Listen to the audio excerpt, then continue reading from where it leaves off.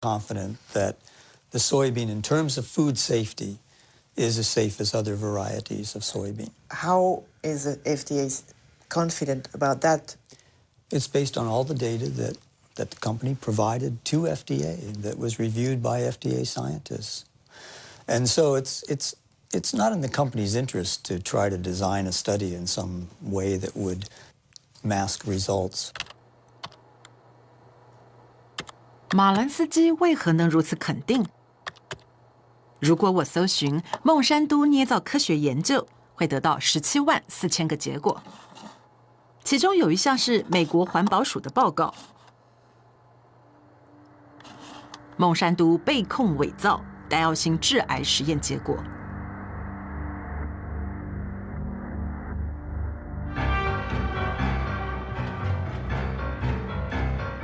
故事开始于消基市。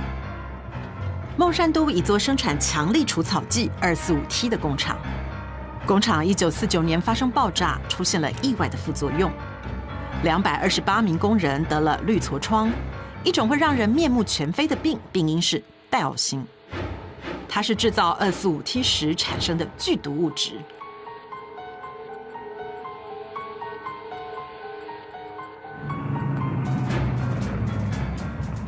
2,4,5-T 也是橙剂的主要成分。橙剂是越战时美军大量使用的落叶剂。越战期间，4000万公升的落叶剂被喷洒在越南的丛林里，其中的纯戴奥辛就有400公斤。300万人受到污染，包含数千名美军。越战虽然已经结束了40多年，那些戴奥辛仍然继续毒害生灵。我们现在确知，这种毒物会引发癌症以及严重的基因功能障碍。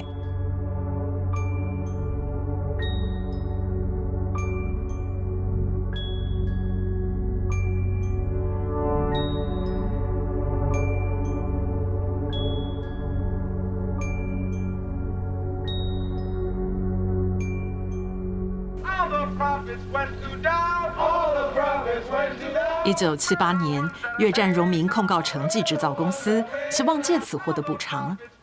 于是孟山都出资进行戴奥辛的长期影响研究。他们聘请科学家，针对30年前消基市的爆炸案当中受到戴奥辛污染以及没有受到污染的工人，来进行健康情况的比较研究。我们找到2位这方面的专家，威廉·山卓博士，他曾是环保署有毒废弃物科的主任，和格森·史莫格，越战荣民律师代表。In 1990, Dr. Kate Jenkins, a colleague of mine at EPA, wrote a memorandum pointing out that allegations had been made that those studies, some of those studies that Monsanto had conducted were flawed. And if they were done correctly, would have reached just the opposite result of that Monsanto had. The Monsanto studies showed that dioxin was not a human carcinogen. That means they had the data first, and then they manipulated how they were going to look at that data to come up with the conclusion they want. It's absolutely, you never do a study that way, never. And they did it absolutely wrong, and they achieved what they wanted. And it came out later that there were people that had cancer that in one of these 2 studies were listed as being exposed to dioxin, and the same 5 people in another study were listed as not being exposed. When you put all these cancers into the unexposed, then it looked like the unexposed people were getting as much cancer as the exposed, and they said, "Look, there's no difference. See, they're the same." So then thousands of veterans were disallowed benefits because of exposure to Agent Orange. So all policy was affected by those studies for 7 to 9 years in this country. Being a good scientist and a good EPA employee, and someone, by the way, who was quite fearless, Kate Jenkins wrote a memorandum to the EPA Science Advisory Board asking them to review these 2 studies to see if they were correctly done. The fact isn't. There was no investigation of Monsanto. It didn't exist. Nobody investigated those studies. Nobody, period. What they investigated was Kate Jenkins, the whistleblower. They made her life a hell. They harassed her. They changed her jobs. They persecuted the poor woman. If you think of Monsanto today, they are telling that their GMOs, for instance, are sound and safe. Do you trust I wouldn't the believe company? a word that company says. Nothing.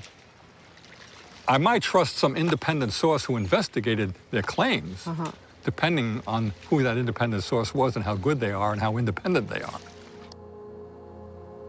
确实没错。为了验证奈农达大豆的安全，孟山都进行了一项实验，并于1996年在一份有公信力的科学期刊上发表了这篇研究。这篇研究的本意是了解基改大豆对动物健康的影响，实验是以老鼠为主。当年2位学者仔细分析了这篇文章，一位已故丹麦学者和一位挪威学者伊恩派姆。I'm afraid to say, value this study very poorly indeed. It's very disappointing, very disappointing. Especially because this paper sort of served as a basis for the whole principle of substantial equivalence.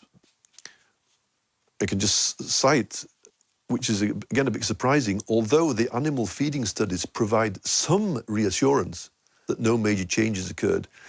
Now, some reassurance, now that's not good enough. I want 100% reassurance, not just some reassurance. They talk, for example, about the, on page 723, except for the darker brown colour, livers appeared normal at necropsy. I mean, you can't do that without looking inside. You have to look at the content inside the liver, taking sections, showing under the microscope that there is no difference. They've used, for example, older rats. Obviously, again, if you want to avoid any problems, okay, use an adult. But if you want to see if any changes are evident, then you should use younger individuals, of course. In some ways, you can say it's bad science because a lot of the data that they should have shown isn't shown. But did you try, for instance, to get access to the raw data? I didn't. A colleague of mine did, and spent quite a frustrating length of time going through different offices and so on. But finally, the answer was the answer was no. If there was nothing to hide, then there should be no problem. You should be willing to distribute your material for anybody to work on. And when you keep it tight, then you suspect that there's why is this the case?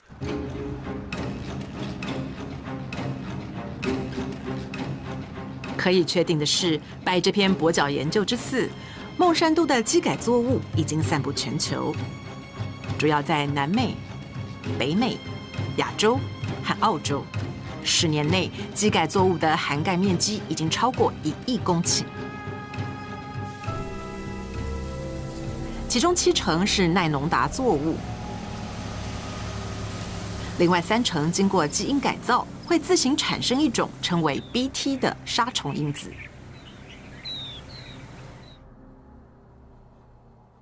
自2001年起，孟山都每年都会发表一份年度承诺，算是一种伦理宪章，设法为公司的做法辩护。基改作物另一项令人诟病之处是专利问题，这是孟山都所谓的智慧财产，用来保护他们的投资成果。在北美，所有购买基改作物种子的农人都必须签署技术使用同意书，承诺尊重该公司的基改专利。Biotech crops are protected by U.S. patent law, and so I may not in any way save seed to replant the following year. It's something that is a protection for Monsanto, for biotech companies, because they literally invest millions and millions of dollars to produce this new technology. And how can Monsanto know that someone, for instance, replant harvested seeds?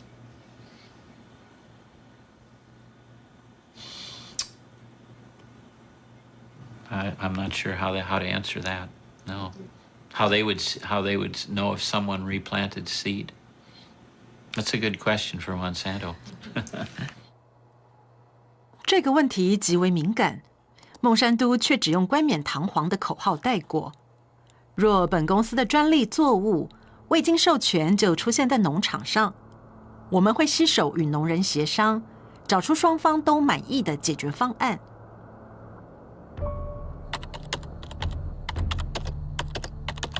孟山都控告农人侵权，真实情况远比他们宣传的严重。华盛顿地区的食物安全中心2005年发表了一份研究，调查被孟山都控告违反专利合约的农户。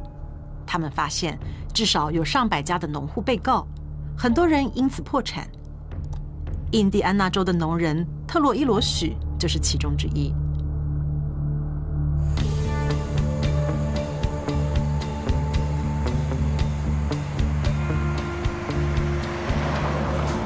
Our story starts back in 1999. A gentleman, and I use that term loosely, showed up at my mother and father's farm, and he claimed to be a private investigator hired by Monsanto. And he was out investigating farmers saving their own seed, and asked us, he'd come right out and ask us if we'd saved their seed.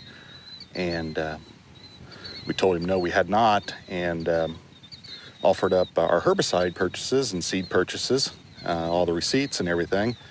Told him where everything was purchased so he could go check it out for himself. He declined that offer. And what occurred is then they sued us. Monsanto filed a lawsuit against myself, my father, and my two brothers. And Monsanto presented us with documents that they claimed were samples taken from our farms.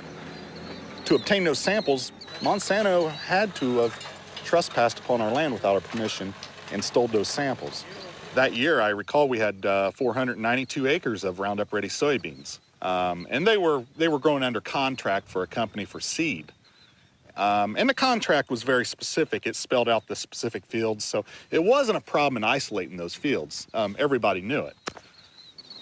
And why did you settle out of court with Monsanto? Well, after 2.5 years of this, the family was just destroyed. The stress involved in this, I mean, they're in essence threatening 5 generations of work. And if they would to prevail in something like this, it's all gone. They take it all away. They take it all away. Good morning. Morning, sir. How are you this morning, Troy? I'm well. How are you, David? Still surviving? Good. 特洛伊罗许和大卫荣尼恩现在都改种传统大豆，他们都是所谓基因警察的受害者。基因警察受雇于孟山都，专门在农业区执法，令美国农民闻风丧胆。农民斥之为基改集权世界。I have some pictures here for you, Troy, I'd like you to look at. Okay. Here's what I have done, Troy, to help prevent re-entry on my farm of anyone coming onto my farm. It was in July of 2003, and they came, it was the latter part of July, they came to my house. It was like 7 p.m. Who came? Monsanto employees. And they presented me a business card. And they asked me a few questions about the kind of soybeans I plant, the kind of corn I plant, where I market my crops. And so I said, okay, that's the end of the conversation. Yeah, patents have changed. They've changed everything. It revolves with a relationship of trust with neighbors. That is gone. Myself, I probably only have 2 farmers that I talk to that are close to me. Are they really afraid, the farmers? Of course they're afraid. You can't defend yourself against these people. They've created a little industry that serves no other purpose than to wreck farmers' lives. Of course they're afraid. Does it mean that you're afraid, for instance, that a neighbor can snitch on you? Yes. Yes? Yeah. Yes. All you have to do is Dial 1-800. dial 1-800 Monsanto. Or no, I'm sorry, 1-800 Roundup. I remember encouraging farmers to call this toll-free number and turn their neighbor in. And why does Monsanto do that? Well, the reason they do it is control. Seeds? Yeah. They want to control the seed. They want to own life. I mean, this is the building blocks of food we're talking about. They are in the process of owning food. All food. 从1995到2005年，孟山都并购了全世界50家种子公司。这些公司不只卖玉米、棉花、小麦和大豆种子，还卖番茄、马铃薯、高粱这些植物种子。全世界都在担心孟山都垄断种子市场，因为再发展下去，未来非机改作物将不复存在。不过孟山都否认这种说法。他们一昧地宣扬机改技术的优点，特别是对印度这类发展中的国家。不论您的种植规模大小，我们的产品都能提供显著的经济效益。我们能让您的作物品质更好，产量更高。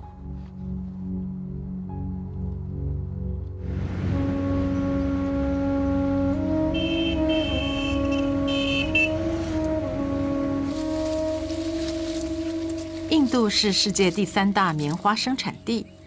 1999年，孟山都收购了印度最大的种子公司马伊可。2年后，印度政府准许机改 BT 棉花上市，它们称为保龄棉。通过基因改造，保龄棉可以产生抗虫性，抵抗一种棉花寄生虫——棉铃虫。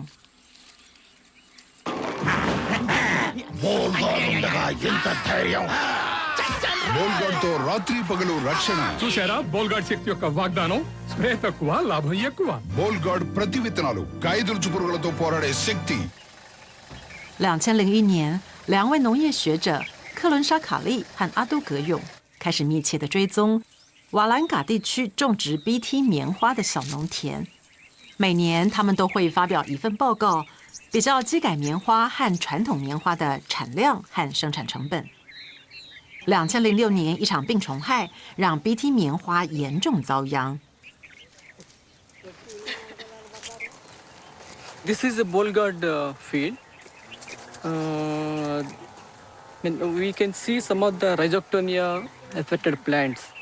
You see, if you remove the bark of a healthy plant, it won't be like this, like threads. See, it's a classic example of rhizoctonia infestation. The farmers, they have never seen that. And when we were doing our study from 2001, we have noted this disease on very few samples in the BT cotton only. And as the time passed, the spread was seen more and more in the BT fields as well as some non-BT fields also. But I personally feel that there may be some interaction, undesirable interaction between the host plant where the gene was introduced and the gene which is carrying the BT. And that has introduced the weakness in the plant not to resist this rhizoctonia. I have seen the website of the Monsanto. BT cotton reduces 78% of the pesticide reduction, pesticide consumption, and it gives to 30% better yields. But it's an utter flop. After 90 days, invariably you have to spray for bollworms, even on the BT cotton. How do you explain that so many farmers are buying BT seeds? See, presently the option is very is getting narrower and narrower to the farmer. During the current season, even farmer wanted to go for non-BT. There was no non-BT hybrid seed available in the market.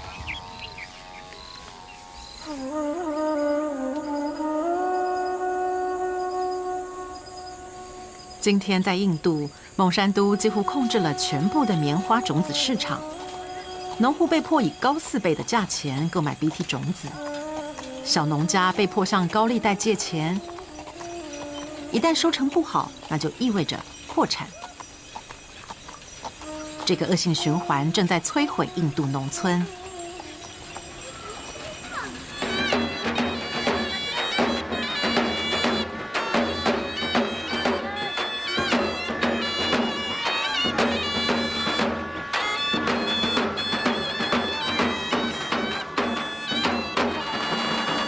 आज जे आपल्या इथं आत्महत्या झाली ती कशामुळे झाली ना पिकले BT cotton? बीटी कॉटन अजून काय कारण होतं कर्जबाजारी वय काय होतं 25 हा ही कन्झ्युम्ड पेस्टिसाइड 1 लिटर पेस्टिसाइड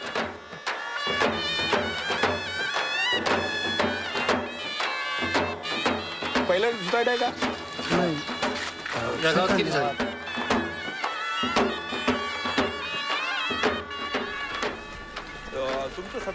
自2005年 BT 棉花被引进开始，这样的悲剧在维塔巴地区一天要发生3次。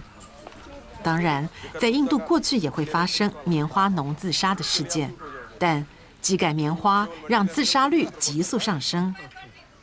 在这场小虾米对抗大鲸鱼的抗争当中，极少有人敢挺身而出，公开谴责这种国际恶行。 This is Vidarbha's rice growing belt. So if you see the minimum suicides are there.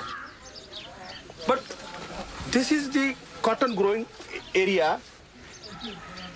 The result of the BT cotton is the first year 600 suicides from June 2005 to June 2006. Second year still today within 6 months 680 suicides. So it's a disaster. It's a complete disaster, yes. All these technologies, either it is GM or biotechnology, they are actually making the farmers completely dependent on the market. Because not only that you have to pay more for the seed procurement, but you have to fertilize. And this very claim that no spraying is required, no pesticide required, is also false.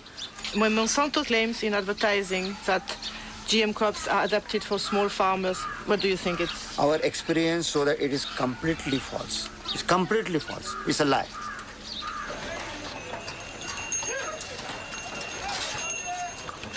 2006年12月这一天，一场冲突正在位于马哈罗扎省的最大棉花市场酝酿。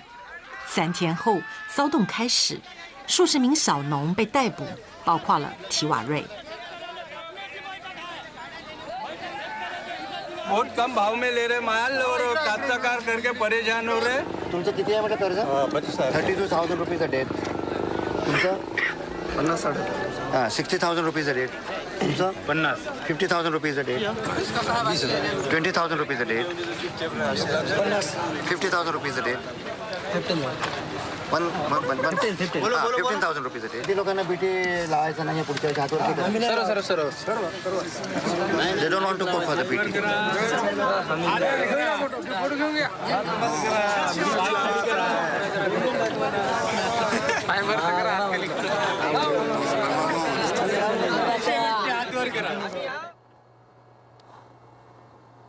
印度物理学家瓦丹纳席娃写了《自杀的种子》这本书，他曾获得另类诺贝尔奖，目前是丹纳雅基金会主席，致力于保护传统作物种子。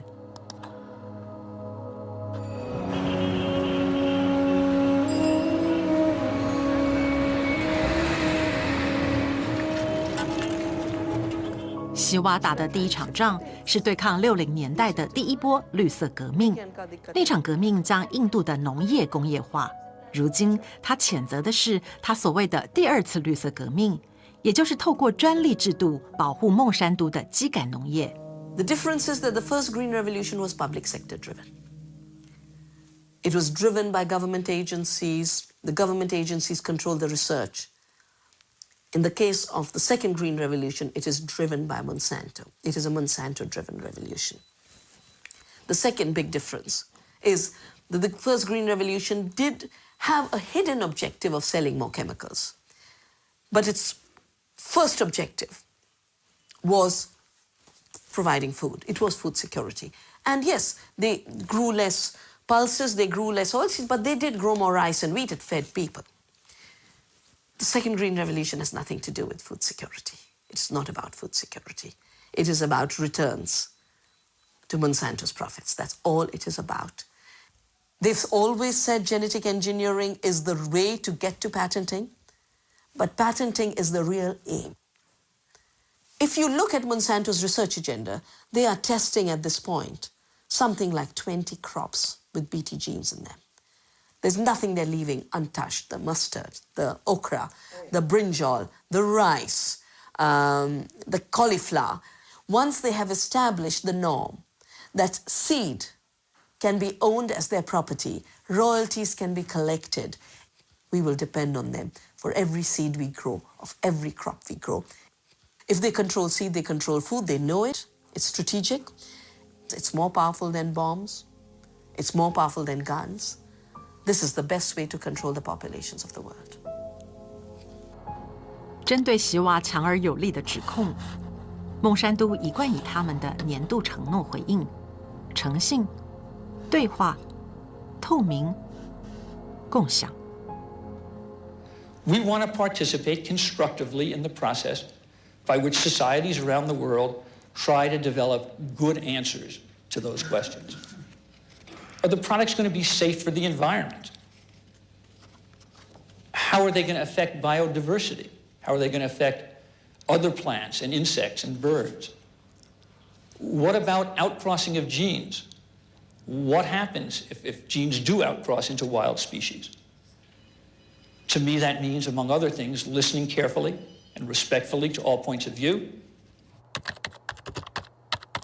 纵然罗伯夏皮洛的回应很淡定，他还是触及了反对基改者最忧心的问题——基因改造污染。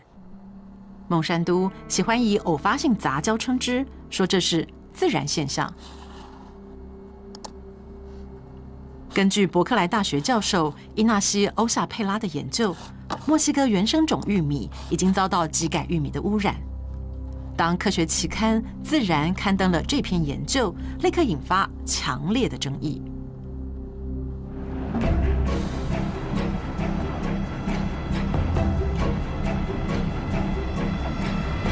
I had been working for 15 years with indigenous communities in Oaxaca, in Mexico, and they had been developing the capacity to analyze their environment themselves.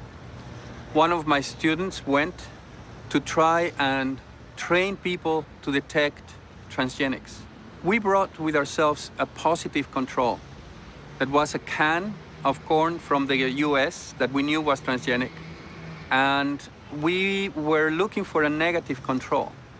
And we thought the best negative control is going to be corn from the local places, because we all believed that was the cleanest, the most well-preserved source of corn in the world. So the surprise came when we looked at these samples and we discovered that the samples that we all believed would be non-transgenic had already transgenic DNA within them.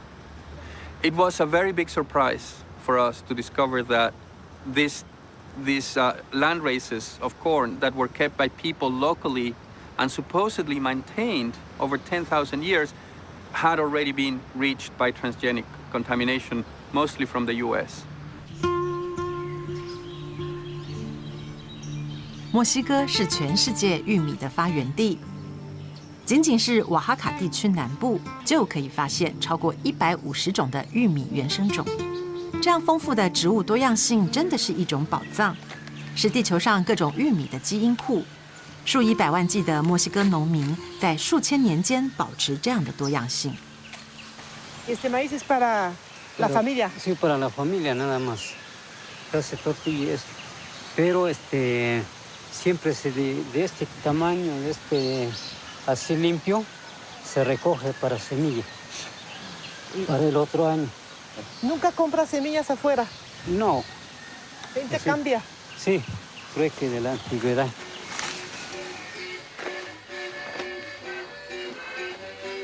为了保持品种的多样性，墨西哥政府禁止种植基改玉米。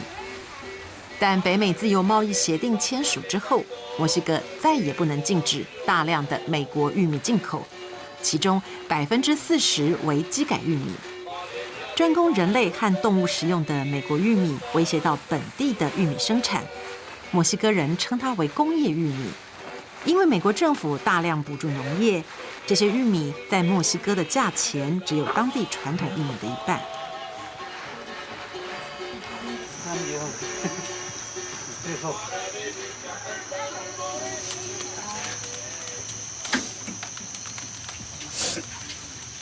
¿La tortilla siempre se hace con maíz criollo? Sí. Natural, rinde más. Sí. Y alimenta más porque es de la tierra pura.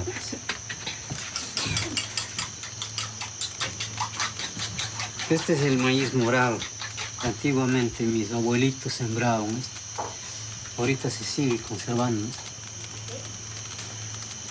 Así es. Antes de la conquista ya. Sí.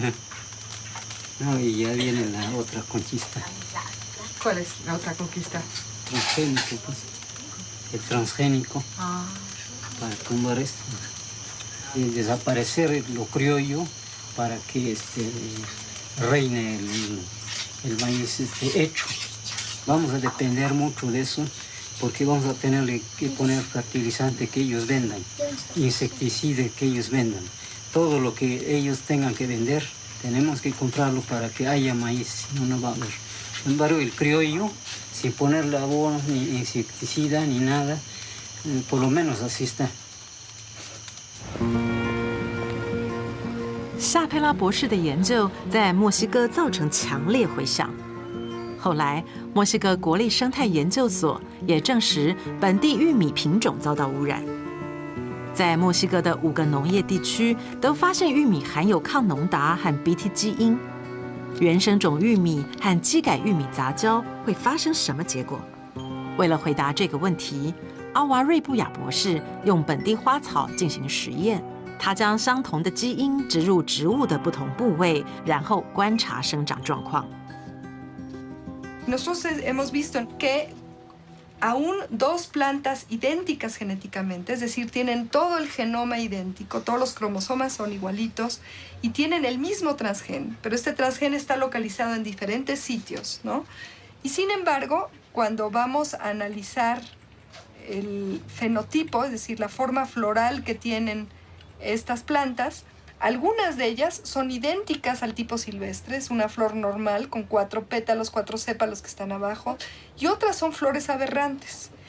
Tiene pelos ectópicos, tiene pétalos también con formas raras, y algunas de estas flores pueden llegar a ser completamente monstruosas. Y la única diferencia entre esta y la que parece silvestre es la localización del transgén, que se insertó en otro sitio por casualidad. ¿Por qué es preocupante?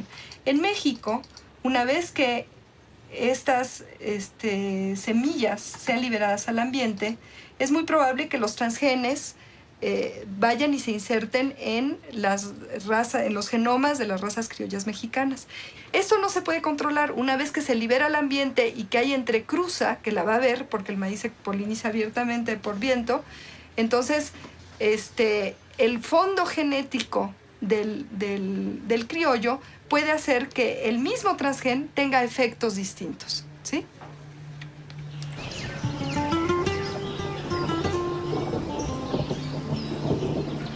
Buenos días, los seguimos invitando para que podamos platicar con ustedes un momento en relación a las irregularidades que se están produciendo actualmente del maíz, sobre todo por la contaminación por transgénicos.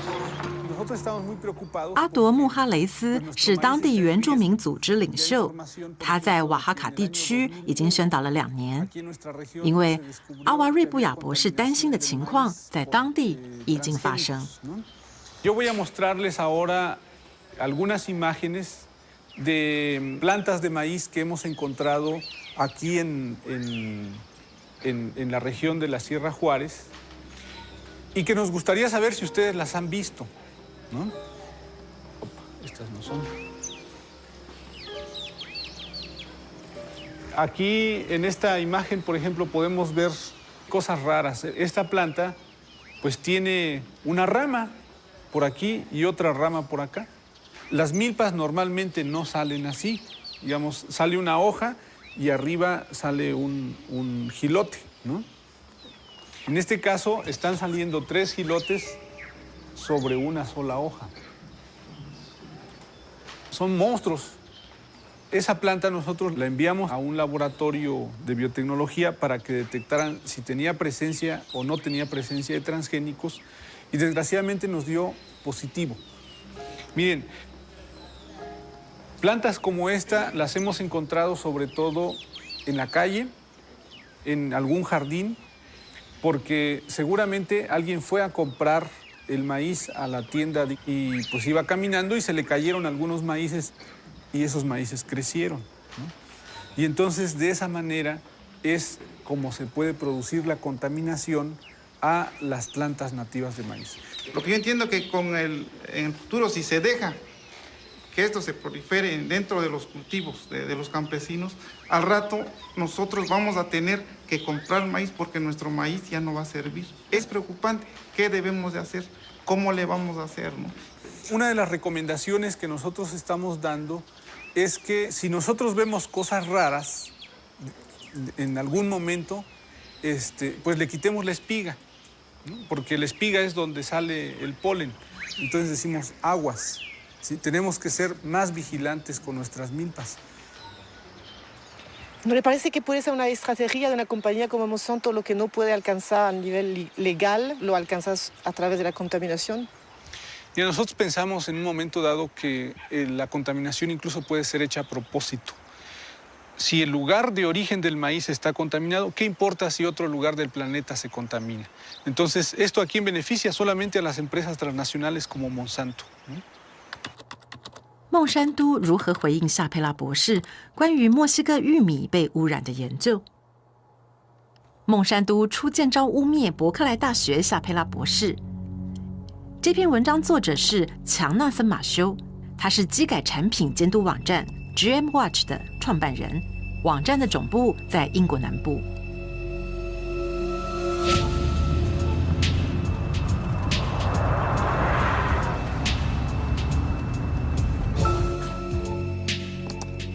强纳森马修指出，基改支持网站安格生物中心在《自然》杂志出刊的当晚就发动攻势对付夏佩拉。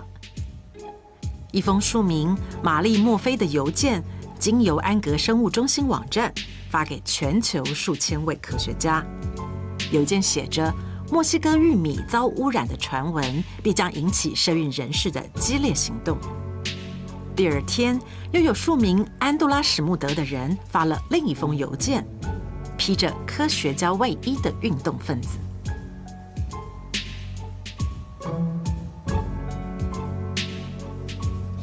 It's totally a smear campaign, and this is what happens over the first couple of days. You get Murphy and Smetacek coming in, then others come in and they say, we have to campaign on this.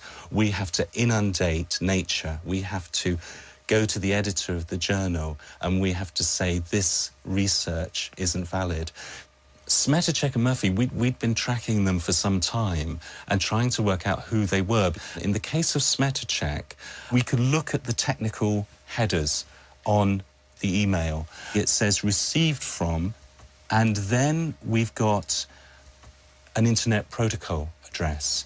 If we go off to a website registration site, now all we have to do is just to copy that IP address. Organization name, Monsanto Company, and based in St. Louis. Then Mary Murphy left behind details that enabled us to track who she was. So if we look here at the information that appeared, posted by Mary Murphy, and then we get the IP address bw6.bivwood.com. When we found that that was the original name of a PR agency called the Bivings Group, we quickly found out that on their client list was Monsanto, that this was an internet PR firm for Monsanto. That means fake scientists, very dirty tricks. Yeah, no, we're talking very dirty tricks here. Yeah, I mean, there's no ethics at all in what's going on here. It shows an organization that is determined to push its products into countries around the world, and it's determined to destroy the reputation of anybody who stands in their way. 英国媒体报道了马修的这篇文章，但孟山都选择不回应。他们无情地扩张商业版图，并继续宣扬基改的好处，说它可以透过最和谐的方式，同时解决世界上的饥饿和环保问题。实务经验告诉我们，生技作物、传统作物和有机作物三者和平共存，不但不是梦，而且在世界各地已经成为事实。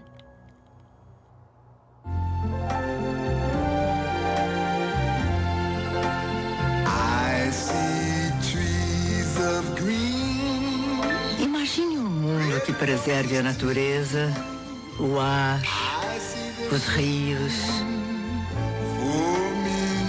onde a gente possa produzir mais com menos agrotóxicos, sem desmatar as florestas. Você pensa num mundo com transgênicos.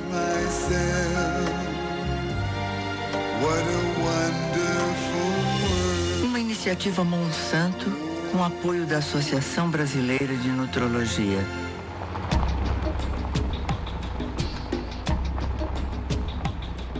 基改世界已经在南美洲成真。2007年，奈农达大豆在此的种植面积已经达到4000万公顷。10年前，第一个被攻陷的国家是阿根廷，当是唯一准许种植基改作物的国家。从那时起，基改作物神秘地扩散到周边国家，例如巴西和这里的巴拉圭。2005年，巴拉圭将走私进来的基改种子合法化，因为他们想将大豆输出到欧洲，而输出到欧洲的豆类需要清楚标示是否是基改作物，合法化才能满足标明的需求。其实，巴国农业部只是在补救一个既成事实的事实而已。Cuando se aprobó la utilización del transgénico, había entrado originalmente el transgénico en forma irregular. ¿Y se sabe cómo entraron las semillas? ¿Cómo entraron? ¿Por la bolsa negra o...? No, nosotros le llamamos esos bolsas blancas. No le llamamos, ustedes le llamarán bolsas negras, nosotros le llamamos bolsas blancas. Son semillas que no tienen certificaciones oficiales. ¿Se sabe si Monsanto tuvo un papel en el contrabando de semillas? Quizás las empresas pudieron haber promocionado sus variedades, sus líneas de semillas. Evidentemente, y como le digo, el gobierno tuvo que reaccionar ya proactivamente, pero una vez ocurridos los hechos.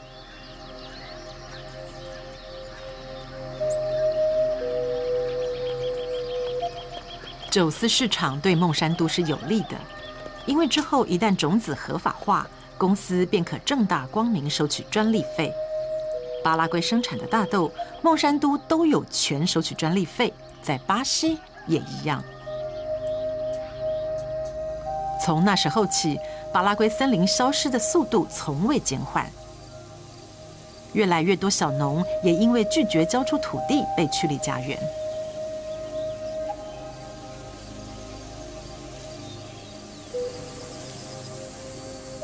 贾利安诺带领一批小农对抗所谓绿色沙漠的扩张。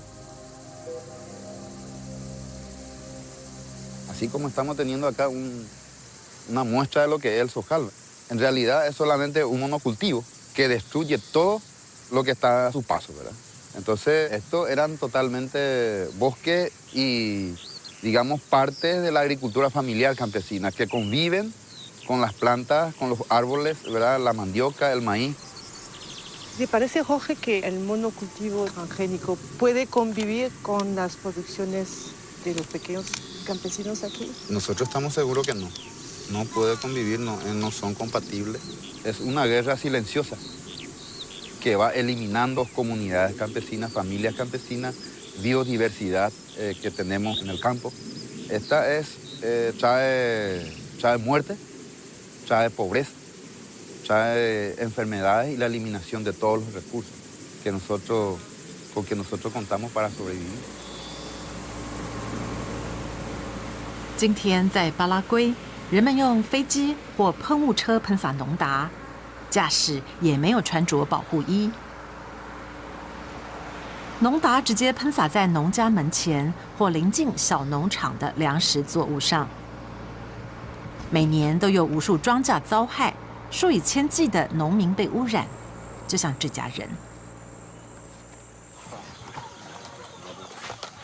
他们家被孟山都基改种子田包围，家人都非常担心小儿子佩特罗。他每天都得穿过基改农场去市场卖妈妈做的玉米饼。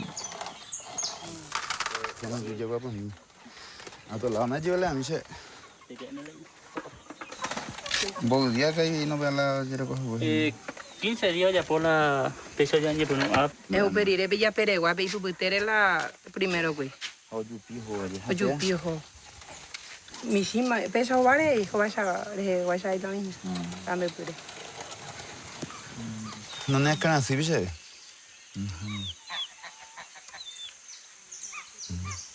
Come bien. Te dia hoy no usted vete mi umia ya poina jugo hamba ande una. Misa sa ibe le karube. Qua, ma qua. Kalama qua karube sí. O karube eso y coina. Pero algunas veces hay cuál le karube y más veo. Así es, vivimos. Tomamos el agua, intoxicado, muriendo de nosotros 60 patos con ganso. Ahí viene y enseguida cae y muere. Porque allá se pasaba, se mata todo. Ahí en la altura. Y cuando llueve viene el agua y el pato vive por el agua. Y por eso. 在巴拉圭，2%的地主控制全国70%的农地。基改作物来了以后，农地集中的状况更严重。3/4的大豆种植者是外国人，他们称 BT 豆为绿色黄金。狂牛病之后，动物性饲料被禁止，再加上近来生物燃料的兴起，带动大豆市场价格飙升，促成了一窝蜂抢购耐农达大豆的风潮。根据最新的人口统计，每年有10万农民被迫离开家园，到大都市的贫民窟去讨生活。据估计，其中70%是被孟山都的基改大豆逼离家园的。这些大豆最后是用来喂养欧洲的鸡、牛和猪。Imita sobre el modelo de producción de la soja transgénica promovido por Monsanto. Pea Orecoja, hay empresa multinacional tu cheiteía, un vapor en todo el mundo. Y objetivo es el control del alimento, allá la producción de alimentos en el mundo. Y cómo a través de la implementación de una agricultura sin agricultor, de soberanía alimentaria que o representar ñandeña mandaña de yeje. Ya producían de ya uana, naña depende y otro de ya carujanwa. Tenemos que luchar por nuestra soberanía, tenemos que luchar por nuestra tierra, tenemos que defender nuestra comunidad, tenemos que defender nuestra familia y tenemos que defender nuestro país. Si la gente que la ciudad de Pan, a la ciudad no así. Peñemos a Tai, guabe. Porque la ciudad de yo guabe te la guaja, y bien de niño tu mía en ella usted oye la ciudad no yo le yo usted donde plata de hoy. Ella es basura. 最后，我想说的是，这些家庭为生存和尊严奋斗的故事，关系着我们所有人。2007年，孟山都已经发展成在全球50多个国家拥有18000名员工的大公司。同年，它的股价急速上扬，公司获利达10亿美金。公司的股东不但有退休基金、银行，也包括数十万小型投资者。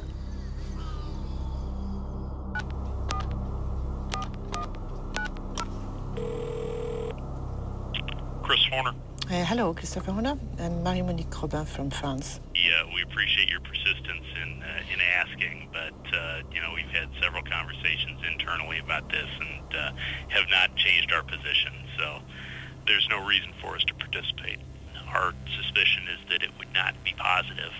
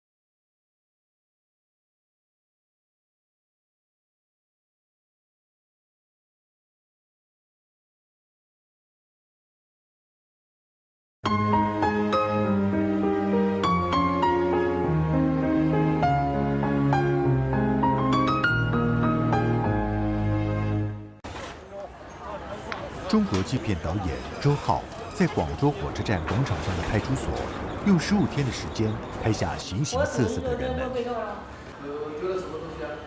图的我是瓶子。你这瓶子捡了，你给它放。那你下次你再捡它们。欠了多少钱？我反正是有4万多，你欠了多少？然后6000多，2、3个月。你欠了多少？曹总，如果我不合格，你应该炒掉我。如果我不合格的话，5块钱的饼干，我给你10天。28块钱吗？那饼干？10块钱。10块钱，反正也是值钱的东西，也不能去偷人家东西的嘛，偷人家东西都肯定要受处罚。饿死怎么办？你们饿死了，你们有200多块钱在身上面，还饿死。一个普通的派出所成为观察中国社会的一个切入点。周二晚间10点，记录观点，拆馆就在公共电视。自助站咖啡。